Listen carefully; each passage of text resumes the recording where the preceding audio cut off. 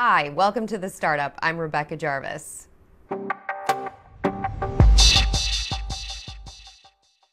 And we're joined by Susan Feldman, the co-founder and chief merchandising officer of One Kings Lane. It's so nice to see you, Susan. It's great to see you. I'm so happy to be here with you. We're thrilled to have you. You have such an interesting story, your backstory. How did you come up with the idea for One Kings Lane? Well, my background had been in apparel. I spent the majority of my career as an executive in the world of apparel, running sales organizations. And around October 2007, this new model appeared out of nowhere, flash sales. And I was really intrigued by it because it had been a very long time since we had seen anything like this come on the scenes in the world of fashion. Literally a new channel of distribution appeared out of thin air. And I was very intrigued by it. And at the time, the people that were in the business were only doing apparel.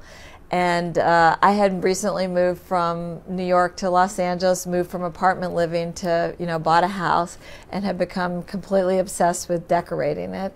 And there were great stores in Los Angeles to shop, but online it was a very frustrating experience. So I thought, this model seemed really interesting and very productive, and why not do it in the world of home? How did you decide to do something with home furnishings when you have the housing market imploding at the same time? I think it was an interesting time because I think that even though it was really challenging from the economic perspective, I think people were still shopping. They just didn't want to be flaunting it. So this kind of gave people the perfect place to continue to decorate and do what they wanted to do in their homes, but they could do it privately, at home or in their office or, wherever they were online. They didn't have to be walking down the street carrying a fancy shopping bag. And I think also because of what was going on with the recession, people made choices. They couldn't sell their homes. So if they couldn't sell their homes, then they decided, let me go back into my home and, fix it up a little bit. So it was actually, a good time to be starting a business around the home. There are some people who are probably going to recognize you from reality TV. A little bit. Seeing you doing the shopping, the actually going out and finding the items for One Kings Lane. Right. When you first set out to find items for the website, what was the strategy? Yeah, so we were a very small group. There were, 4 of us that started in the very beginning, and we would go to market and really just go to vendors who we liked the merchandise that they had.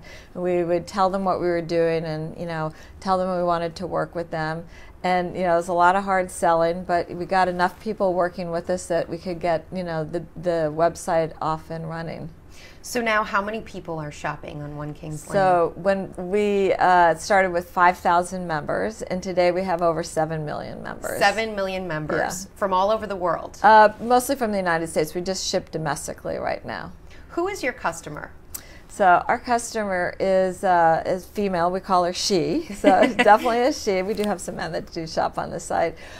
She's really, it's interesting. She's probably 25 to, I say, whatever. And we realize that, she's really defined by kind of life stages. And, it's a woman who's well educated. She's got an average income of, over $100,000. She's very passionate about her home. She loves entertaining. She's into giving gifts. That's all these things are very important to her. And she's really, we call her an enthusiast. She loves everything that happens, in and around her home. You know her well, and she's covered throughout her lifetime. I know her very well. I think I am her. Which probably helps as well. To be the customer of your business gives you unique insight to the business. I mean, I think it totally helps. I mean, being that customer, when we started and even today, it's, the clarity that we have around, who she is, what she wants, what she's doing. It's very helpful from everything from branding to the type of, merchandise that gets vetted and onto the site. It was actually really fun when we started because Allie and I really are kind of bookends of the customer. I'm more at the far end, empty nester. Allie just starting her family, had recently gotten married when we met. So it was actually really great to have both perspectives as we approach the business and thinking about all those different things that you need to do to get the business up and running. When it comes to merchandising online, you have years of fashion industry experience. How is that different from merchandising in a store? Yeah, it's very different actually. You can't touch whatever it is, and so we have to do a really great job at presenting it, in one small box, and that's obviously challenging. I think we've mastered that really well right now, and help the customer, give her everything that we can, whether it's contextualization around what to do with that item, so that we can help her make that decision and make a smart decision, to buy something online without actually touching it. Now that you are an incredibly successful entrepreneur, you've been mentoring a number of young women as well. Yeah. What do they most want to understand from you? I think, it just depends where they're at in the stage of their business. A lot of times it's around raising money. So there's always a lot of questions about that. Would you advise them to do the maxed out, or at least to use credit cards, as you essentially were forced into doing? I think that's a hard piece of advice to give somebody. I think it really depends, where somebody's at and what kind of resources that they have. Like, you have to feel really comfortable with that. So if that's an option, I think that's a great option, because then you obviously retain greater control over the business that you're starting. But a lot of people don't have that option. So working with angel investors there's a lot of great ones out there. So it's just finding somebody that believes in the business that you're starting. How important is it to be relentless? It's very important. So if you're a person who wants to start something and you're thinking, am I overdoing it?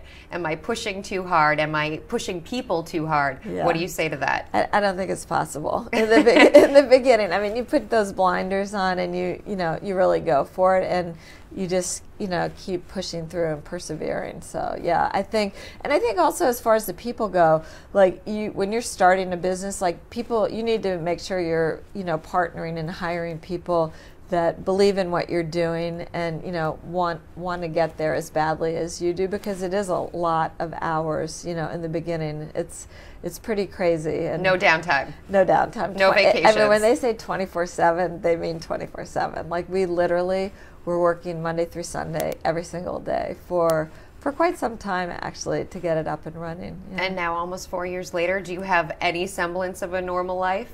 I do. I've had to, have a re-entry program into...